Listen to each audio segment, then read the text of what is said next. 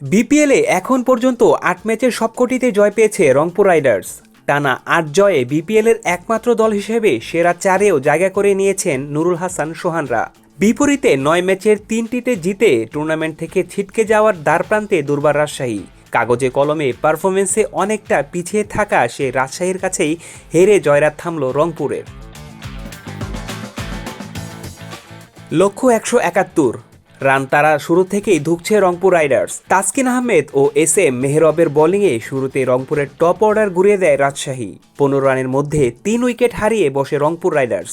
প্রথম ওভারেই তাসকিন আহমেদের বলে ০ রানে বোল্ড হন ইরফান শুক্কুর। চতুর্থ ওভারে এস এম মেহরবের টানা ২ বলে ফেরান স্টিভেন টেইলর ও ইফতেখার আহমেদকে।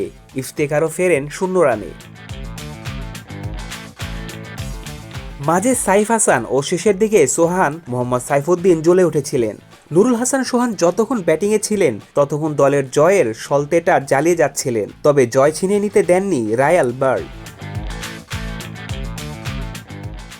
রংপুরকে ২৪ রানে হারিয়ে সেরা ৪-এ যাওয়ার আশা টিকিয়ে রাখলেন তাসকিনরা।